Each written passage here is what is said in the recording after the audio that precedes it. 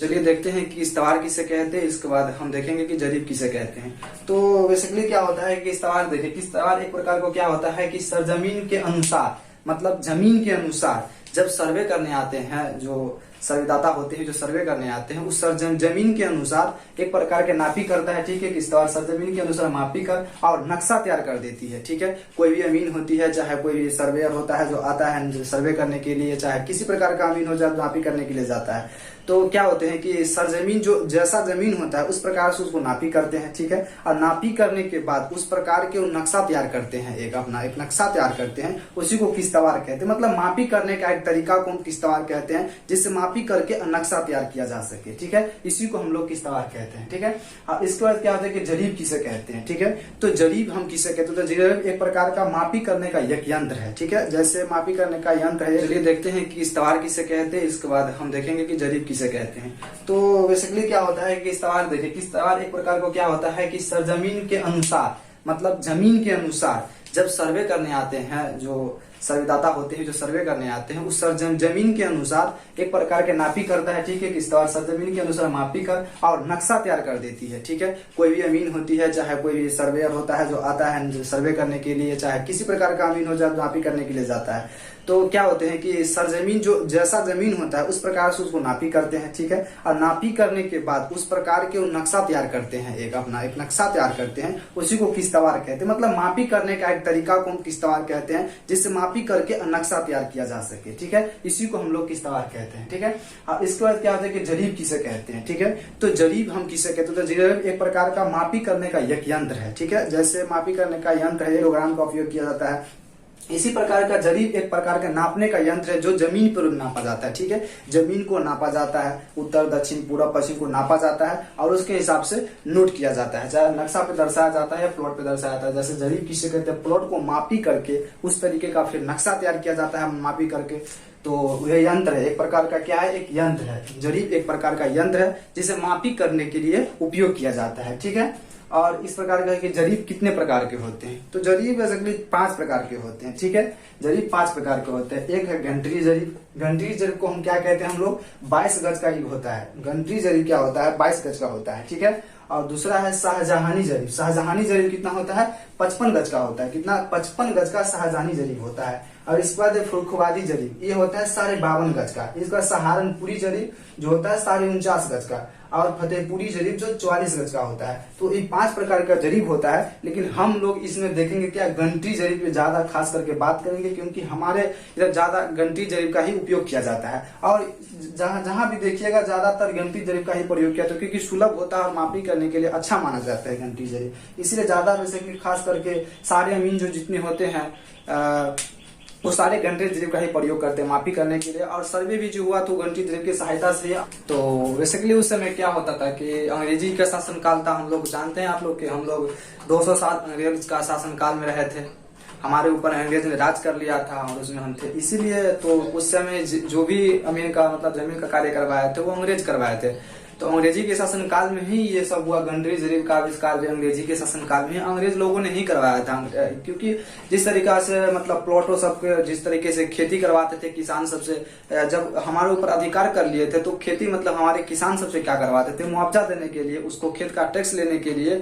वो पहले समझ नहीं आ रहा था कि उसको क्या करे, मतलब कोई भी किसान टैक्स मतलब खेती कर लेता था, नहीं चुकाता था उसका टैक्स, किसी का छूट जाता था, किसी को ज्यादा लिया जाता था। तो इसी प्रकार से देखते हुए समझते कि मतलब अंग्रेज को लोग समझे कि ऐसे नहीं होगा, किसी तरीका से इस लोग का मापी का एक तरीका अपनाया जाएगा, मापी करके किसी भी किसान को एक प्लॉट दिया जाएगा, उस तरीका से उसको टैक्स वसूला जाएगा। तो इसीलिए उस लोगों ने एक घंटी जरीब का आविष्कार किया। ठीक है, उस घंटी जरीब का आविष्कार किया, उस तरीका से उसको नापी किए और इसके बाद प्रत्येक किसान को शेड्यूल बाय शेड्यूल उसको जमीन दिया गया। इस प्रकार से खेती किया और उस सरकार को टैक्स वसूलने में बहुत आसानी होती थी, मतलब अंग्रेजी शासन। घंटी जरीब नामक, घंटर नामक क्या होता था कि उस शासनकाल में जब मतलब घंटी जरीब का आविष्कार हुआ तो उस शासनकाल में घंटर नामक एक अधिकारी था। घंटर नामक अधिकारी पद पर स्थापित थे, उच्च अधिकारी थे। देख रहे, घंटर नामक अधिकारी अंग्रेजी शासनकाल में उच्च पदाधिकारी पर थे, मतलब उच्च पद पर थे। एक घंटर नामक अधिकारी थे जो उसी के शासनकाल में क्या हुआ, जरीब को आविष्कार किया गया। ठीक है, तो उसी के नाम पर, उच्च पदाधिकारी के नाम पर ही उसको घंटर नामक जरीब पढ़ा गया।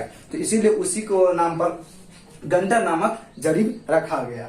तो इसी के शासनकाल में जरीब का आविष्कार हुआ। और जरीब देखिए इस प्रकार का जरीब होता है जो यहाँ पे दो हैंडल लगा होता है, एक हैंडल ये होते हैं, एक हैंडल ये होते हैं, दो प्रकार के हैंडल लगे हुए थे इसमें, एक हैंडल और एक हैंडल, दो हैंडल लगे हुए थे। अब प्रत्येक 10 कड़ी के बाद एक फुलिया, इसको हम फुलिया कहते हैं, फुलिया लगे होते हैं, इसको हम क्या कहते हैं, एक फुलिया कहते हैं, जो 10 कड़ी पे लगे रहते हैं। यहाँ से 0 से शुरू कीजिए तो यहाँ तक 10, यहाँ से गिनिएगा तो 10 कड़ी पुर जाता है, 10 कड़ी पे एक फुलिया लगा होता है। फिर यहाँ 10 कड़ी पे 10 कड़ी पे जाके पूरा 50 तक लगा होता है, फिर 50 से घटते क्रम में दिया जाता है। इस प्रकार से दिया क्यों जाता है, क्योंकि इस तरीका से मापी करने में दिक्कत नहीं होती है और गलती से बचते हैं, गलती नहीं हो पाती है, इसीलिए।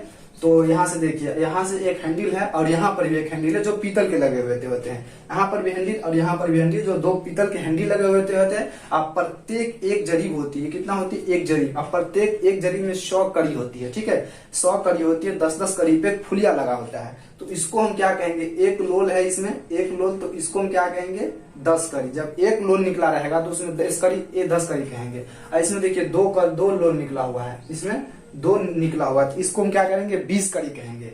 और इसमें 3 निकला हुआ है, इसलिए हम 30 कड़ी। इसी प्रकार से इसमें 1 2 3 4 लगा हुआ है, इसमें 40 कड़ी। और इसमें गोल है 50 कड़ी पे, ध्यान दीजिएगा 50 कड़ी पे गुलिया गोल होता है, ठीक है।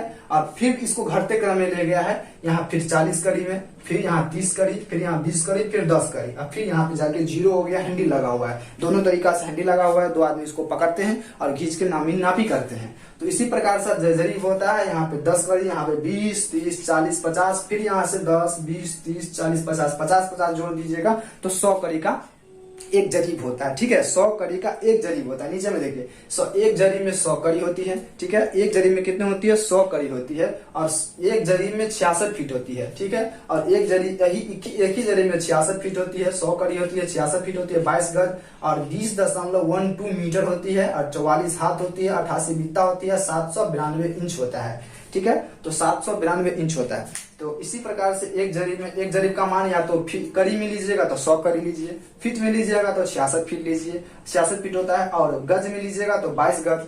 और इसी प्रकार से हम लोग 20 मीटर में लेंगे तो 20.12 मीटर लेंगे, ठीक है। और हाथ में लेंगे तो 44 हाथ का एक जरीब होता है, ठीक है, 44 हाथ का एक जरीब होता है। 88 अगर बित्ता से नापिएगा तो उसको 88 बित्ता फूट जाता है। और इंच से नापिएगा, इंच से तो 792 इंच का एक जरीब होता है। ये सब बराबर है, आप में बराबर है, जितना 100 कड़ी का मान होगा उतना 792 इंच होगा, उतना 88 बित्ता 44 हाथ, ये सब बराबर है। 20.12 मीटर, 22 गज और 66 फीट, ये सारे मान एक तरीके का बराबर है। सबको मान को जोड़िएगा मतलब बराबर ही है, सबका मान एक ही जरीब होता है, इससे ज्यादा नहीं होता नहीं इससे कम होता है, एक ही जरीब का ये सारा मान है। अगर कड़ी में लेना है तो 100 कड़ी लीजिए, फीट में लेना है तो 66 फीट लीजिए, 22 गज में लेना है तो 22 गज, मीटर में तो 20.12 मीटर, और हाथ में तो 44 हाथ, और बित्ता में तो 88 बित्ता, और इंच में तो 792 इंच होता है।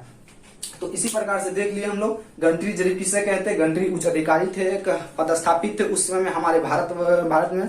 तो उसी के समय में ये जरीब का आविष्कार किया गया, उसी के नाम पर गंटरी जरीब रख दिया गया, ठीक है। और गंटरी जरीब इसमें 100 कड़ी होती, एक जरीब में 100 कड़ी होती है। अब प्रत्येक 10 कड़ी पे एक फुलिया लगा होता है, प्रत्येक 10 कड़ी पे 50 कड़ी पे गोल फुलिया होता है। अब प्रत्येक 10-10 कड़ी पे एक फुलिया लगा होता है, और 10 कड़ी पर एक नोक वाली फुलिया होती है, और 20 कड़ी पे 2 नोक वाली फुलिया होती है, 30 कड़ी पे 3 नोक वाली फुलिया होती है, 40 कड़ी पे 4 नोक वाली फुलिया होती है, और 50 पे गोल होती है। इसी प्रकार से फिर घटते क्रम में 40 30 20 10 और जाके हैंडल आ जाता है। इसी प्रकार से 100 कड़ी का एक जरीब हो गया, ठीक है।